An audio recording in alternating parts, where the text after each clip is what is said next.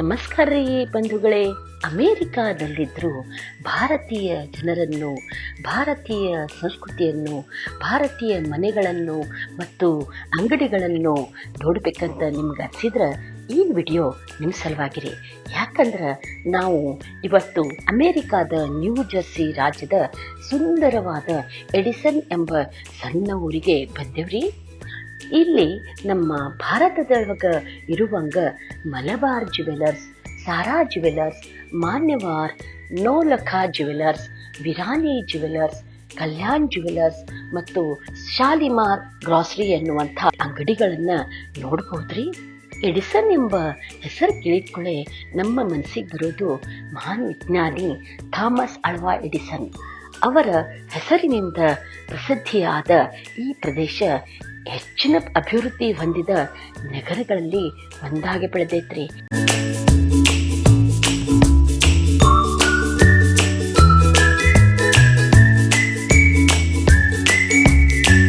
ಇಲ್ಲಿ ವಿಶೇಷವಾಗಿ ಭಾರತೀಯರು ಹೆಚ್ಚಿನ ಸಂಖ್ಯೆಯಲ್ಲಿ ವಾಸಿಸುತ್ತಿರುವುದು ಹೆಮ್ಮೆಯ ವಿಷಯ ಆಗೈತ್ರಿ. ಇಲ್ಲಿ ಭಾರತೀಯ ದೇವಾಲಯಗಳು, ಭಾರತೀಯ ಅಂಗಡಿಗಳು, ಭಾರತೀಯ ರೆಸ್ಟೋರೆಂಟ್ಗಳು ಮತ್ತು ನಮ್ಮ ಭಾರತೀಯ ಸಂಸ್ಕೃತಿಯನ್ನು ನೆನಪಿಸುವ ಅನೇಕ ಸ್ಥಳಗಳನ್ನು ಕಾಣ್ಬೋದು. ಅದಕ್ಕೆ ಇಲ್ಲಿ ಬಂದ ಕೂಡಲೇ ನಾವು ಅಮೇರಿಕಾದಲ್ಲಿದ್ದರೂ ಕೂಡ ಭಾರತದೊಳಗೆ ಇರುವಂಗ ಅನುಭವ ಆಗ್ತೈತ್ರಿ.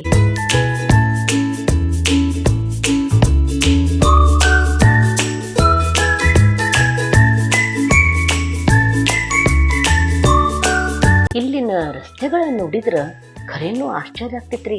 ಬಹಳಷ್ಟು ಅಗಲ, ಸ್ವಚ್ಛ, ಸುಸಜ್ಜಿತ ಮತ್ತು ಯೋಜಿತವಾಗಿ ನಿರ್ಮಾಣವಾಗಿದ್ದು ಎಲ್ಲೆಡೆ ಹಸಿರು ಪರಿಸರ, ಆಕರ್ಷಕ ಕಟ್ಟಡಗಳು ಮತ್ತು ನಗರಾಭಿವೃದ್ಧಿಯ ಸ್ಪಷ್ಟ ಚಿತ್ರಣ ಕಾಣಿಸ್ತೈತ್ರಿ.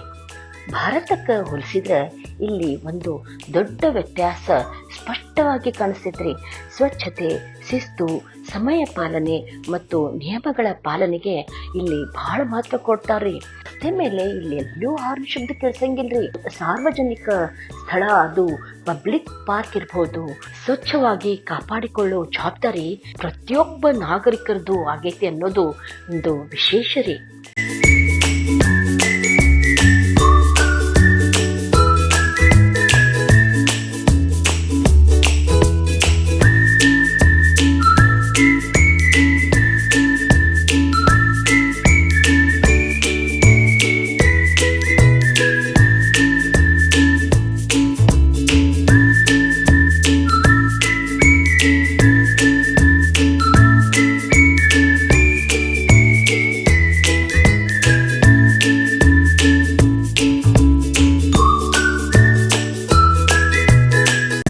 ಪ್ರವಾಸದ ಇನ್ನೊಂದು ವಿಶೇಷ ಅಂದ್ರೆ ಇತ್ತೀಚೆಗೆ ನಮ್ಮ ಮಾಮ ಅವರು ಕೂಡ ಈ ಎಡಿಸನ್ ಎಂಬ ಊರೊಳಗ ಒಂದು ದೊಡ್ಡ ಹೋಟೆಲ್ ಒಳಗ ನಮ್ಮ ಸಲುವಾಗಿ ಒಂದು ಆತ್ಮೀಯವಾದ ಗೆಟ್ ಟುಗೆದರ್ ಇಟ್ಕೊಂಡದ್ದನ್ನ ನೆನಪು ಮಾಡ್ಕೊಳ್ಬೋದ್ರಿ.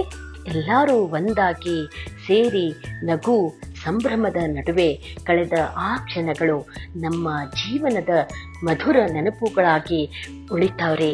ಮತ್ತು ಅವರು ನೀಡಿದ ಪ್ರೀತಿ, ಆತಿಥ್ಯ ಮತ್ತು ಕಾಳಜಿಗೆ ನಮ್ಮ ಹೃತ್ಪೂರ್ವಕ ಧನ್ಯವಾದಗಳನ್ನು ಹೇಳುತ್ತಾ, ಇಂತಹ ಸುಂದರ ಸ್ಥಳಗಳು, ಪ್ರವಾಸದ ಅನುಭವಗಳು ಮತ್ತು ಆಸಕ್ತಿದಾಯಕ ಮಾಹಿತಿಗಳನ್ನು ನೋಡಲು ನನ್ನ ಚಾನಲ್ ಸಬ್ಸ್ಕ್ರೈಬ್ ಮಾಡೋದು ಮರಿಬೇಡ್ರಿ. ವಿಡಿಯೋ ಚಲೋ ಅನಿಸಿದ್ರೆ ಲೈಕ್ ಮಾಡಿರಿ, ಕಾಮೆಂಟ್ ಮಾಡಿರಿ ಮತ್ತು ಶೇರ್ ಮಾಡಿ. ಬೆಲ್ ಐಕಾನ್ ಒತ್ತೋದನ್ನು ಮರಿಬೇಡ್ರಿ.